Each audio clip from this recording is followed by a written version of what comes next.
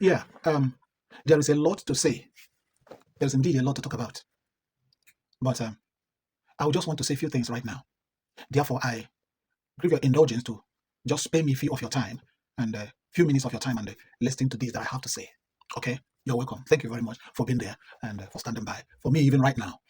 Now, after watching the drama that played out yesterday in the High Court, Abuja, presided over by Justice James Omotosho, a lot of things played out, and I'm going to mention one or two things that actually came out outstanding, which I think that every right-thinking human being should consider or look into properly. This is not a matter of sentiment; it's a matter of reality. Okay. Now, hear this.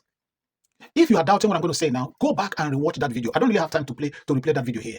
Go back and rewatch the video of James Omotosho's, pronouncement of judgment on Mazi Nnamdi Ukukalo. Okay. Now, I listened with keen interest when Justice James Omotosho was reading out, the verdict against Mazi Nnamdi Kanu. I discovered, which I know you also did, I discovered that Justice James Omotosho was finding it difficult to pronounce words. A judge was finding it very difficult to pronounce words. And that got me thinking. At that point, I was asking myself, who wrote what this man is reading? Was he the one who wrote it? Because I wonder why a man will be finding it difficult to pronounce the words of what he wrote by himself. It becomes very clear, crystal clear, that Justice James Omotosho was reading a script, wrote for him to read. Now, the big question here now is, who wrote this script?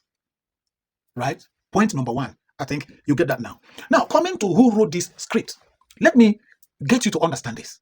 I have said it over and over and over again, and I want to say it again, that Nigerian government and the Fulani oligarchy or whatever is not the one holding Mazi Nnamdi Kanu. They are not the one. They don't really have that power to hold Mazi Nnamdi Kanu that long, go to Kenya, kidnap him, brought him back. Now they are judging him to the point of sentencing him to life imprisonment. Nigerian government doesn't have such power. Hear this. Don't forget in a hurry that Mazi Nnamdi Kanu have lived almost all his life in the United Kingdom. And as a matter of fact, he is a British citizen. And that's why he have dual passport that Buhari talked about in one of the interviews that he granted in those days. That's by the way. He now have a dual citizenship passport, that of Britain and that of Nigeria. Now remember that all the broadcasts that Mazi Nnamdi Kanu was making, a whole of these broadcasts were done in England, in the United Kingdom. That was where Nnamdi Kanu was doing his Radio Biafra broadcast. And if you go back to his Radio Biafra broadcast, you will hear a lot of things that he was saying about Britain and about their mother. And somebody may ask, why didn't they then prosecute him and jail him? No. Britain understands the law. They practice the law. They are ruled and governed by the law. They respect the law. They know the importance of the law. They know how sacred the law is. And that is why if you travel to countries like that, they are well arranged and people are well behaved. If you go to America and other developed countries, the same thing. But knowing fully well that Nigeria is that kind of country that doesn't know what is called the rule of law, that anything goes, that is, Nigeria is a jungle. That was why. Now, are you still wondering? Don't wonder. Don't be shocked. Don't be surprised. Nigeria, from the onset, is not a country. It's not patterned and fashioned to be a country. But from the beginning, a lot of people do not know that Nigeria till death is a company. Now, take a look at this. When you set up an establishment, and you are not far to manage that establishment by yourself, you look for a manager that will be handling that establishment for you, making an account and giving you reports. Now look at how it goes. You, the owner of this company or this establishment, you have your demand from your manager.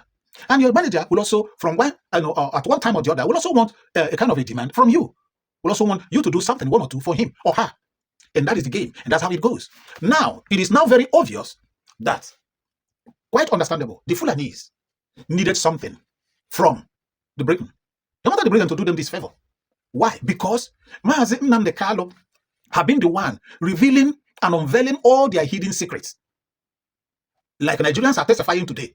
A whole lot of Nigerians now come to realize that what Mazi Nnamdi Kanu have been saying all these years was nothing but the truth. Now, a whole lot of them that hated him and what he had been saying before now have come to love him, even right now that he was kidnapped and put in DSS dungeon for these 3-4 years. Mazi Nnamdi Kanu now have gained more popularity nationwide and love nationwide more than before, more than when he was in UK broadcasting. Why? Because people of Nigeria have seen the truth. Nigeria has started happening to everybody, tied to all that Mazi Nnamdi Kanu have been saying. And this has made those elites in the northern part of Nigeria, particularly the Fulanis, it has made them so uncomfortable that they want this man out of their way. Because this is the only man in Nigeria, not even because he's from Igbo land, this is the only man in Nigeria who can speak up and stand on what he has said or what he is saying. And you see that all that he's saying is revealing their secrets, and everything that they have been saying have been coming to light, and everybody have been saying it. Therefore, he is a very huge threat to them, and he needs to be dealt with. He needs to be taken out of the way. And that was why this was one of Buhari's mission with his people, just to make sure that Mazen Nnamdi Kanu was silenced. Now, when Buhari entered into the Aso Rock, what did he do? His primary focus was on the IPOBs. And that was why he went as far as proscribing them a terrorist organization, even without arms. They were just talking with mouth, holding their flags. Now, fast forwarding to all these things now, looking at the charges that James Omotosho used in sentencing Mazen Nnamdi Kanu, I want you to notice something. If you are a critical, this one doesn't even need critical thinking because the whole thing is laid bare. You can see it very open. Okay, now you talk about inciting whatever during the NSAS protest. Was Nnamdi Kanu the one who organized and arranged the NSAS protest? No, ask Omoyele Sowore, he will tell you the truth. Ask even Babajide Sanwo-Olu, these people will all tell you the truth. Okay, now nobody came out with a testimony to say he sent me, he asked me, he gave me to go and unalive people. No, just that he made broadcast. Fine, that if I go that route, it's going to mount to it's going to tantamount to a rhetoric. I don't want to go that route. But let's face reality now, which is the fact here. This was the Fulani request. And the request had been granted to them. Like some people are coming to the social media, making the analysis, political analysis and all the rest of them, and saying that Tinubu would do this. Tinubu doesn't have that power. Believe you me, Tinubu doesn't have that power. The only person or people that have the power to free Nnamdi Kanu is Donald Trump and America. Take it or no. And how it's going to happen? Donald Trump and America must have agreement with Britain. Yes. Because these are the two countries that share interest right now. Though there are three. But these are the two major ones now that share interest in Nigeria. Yes, that share interest in Nigeria. And one cannot do without another. And one cannot stand on the way of the other. They must work hand in glove. They must work in agreement. That is why it is only the interest of Donald J. Trump and America that can bring Nnamdi Kanu out from that place. Now, talking about appeal, to me, I don't think that the appellate court have much to do. Prior to yesterday, that this judgment was pronounced, Nnamdi Kanu filed, a stay of judgment in a Supreme Court against the High Court. But what happened? What was the result? What came out of it? Who are these same people? Who are they? Who are the people who is going to sit, even in the bench and in the distance to look into this matter again from the appellate court now to the Supreme Court? Who are they? The same people. Ukochukwu, not the same people. Now, another point here is I blame Nnamdi Kanu's counsel, his legal team. I blame them 70% of this. Here's the thing. Look at what I mean here. They followed Nnamdi Kanu to the court on the very first day that this case appeared in the court. They were all there. The charges were read. And primarily, prior to the time that the charges were read, Nnamdi Kanu was asked if he understands and speaks English language, which he admitted. In the court proceedings, they continued before the charges were read, before him and before his counsel. What did they do? They allowed Nnamdi Kanu to take plea that day. Now, taking plea now means you understand the charges and you are ready to defend yourself. That you are ready to cooperate with the court as far as that case against you is concerned. Now, they allowed him to take plea. And the case has been going on and on and on and on. Witnesses have come from the prosecuting side. Witnesses have come. Witnesses have been interrogated. The Nnamdi Kanu's team of lawyers were there. All these things happened. Then at the tail end of the whole drama, they now wrote no case submission. We didn't know that this no case submission would not be accepted. They knew. They wrote that no case submission, which was denied by Justice James Omotosho. Now look at what they did. They now went back and advised Nnamdi Kanu wrongly. Take it or no, believe you me or not. It was them that gave Mazen Nnamdi Kanu that, pattern, that counsel, to tell the court that he would defend himself. You told the court that you want to defend yourself. That you don't need lawyers, your lawyers again to defend you, that you have dropped them, that you are the one now going to defend yourself.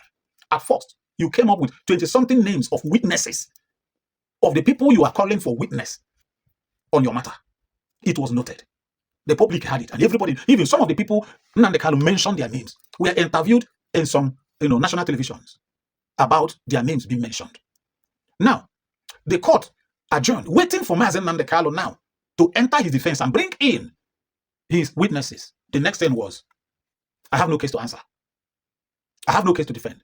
Show me the law. Show me the law. Why didn't you start this? Why didn't your lawyers start this from the beginning? It was from the beginning that they would have rejected and said, no, there is no case here for this man to answer. Remember that so many charges against him were dropped until the charges were narrowed down to seven count charges against him. Don't forget that in a hurry. Now, looking at the circumstances on how he was brought back to Nigeria, how he was kidnapped from Kenya and brought back to Nigeria. Number one. Number two, this man had a case with the federal government, and the case was in the court. And the federal government sent military to his house, where they unalived a lot of people, which led to the unaliving of Nnamdi Kanu's parents till today. Now, this young man now escaped for his dear life, because if he had remained there, if they had seen him, they would have unalived him. When he escaped, what happened? The man who stood shorty for him, in the person of Senator Enyinaya Abaribe, was apprehended, was put in the DSS custody to produce Mazen Nnamdi Kanu, whom he stood shorty for. At the end of the day, what happened? Why is Senator Enyinaya Abaribe, why is he not in jail today? Or why was he not in jail before Mazen Nnamdi Kanu was reapprehended or kidnapped? Why? Because the federal government now knew that they were at fault. Are you following here now? That is just it. Now, this is what Nnamdi Kanu's legal team would have done.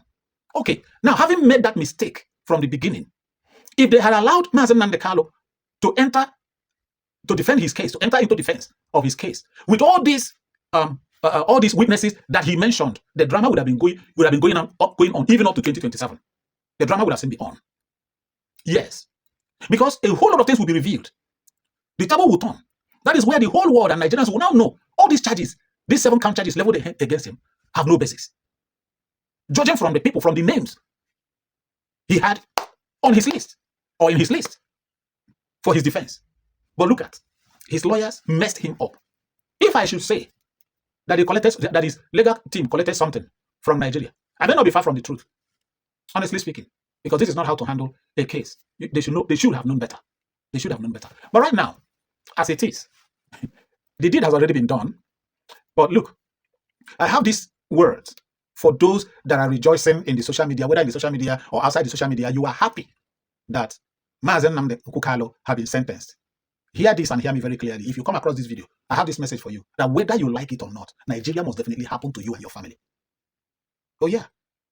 You are judging Mazen Nnamdi Kanu, pass judgment, sentence him to life imprisonment. But yesterday, a kidnap took place in a Catholic school in Niger State. Unidentified number of students were taken away, including staffs, just yesterday. Are you aware of that? What about the 30-something students that were taken, that nobody right now knows their whereabouts? What about that one?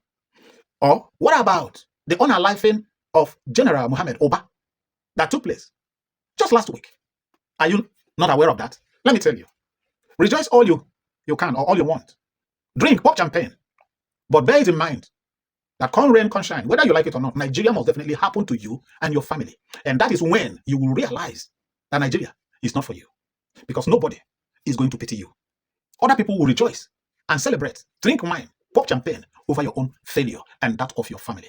Finally, this is my own way of encapsulating this video. Finally, I want to tell Nigerians, whether you're from the north, you're from the east, you're from the west, you're from the south, whichever part of Nigeria you come from, hear this and hear me clearly. It is not yet Uhuru. Wait for the second phase of what is coming. Thank you. Stay safe, because I will always love you.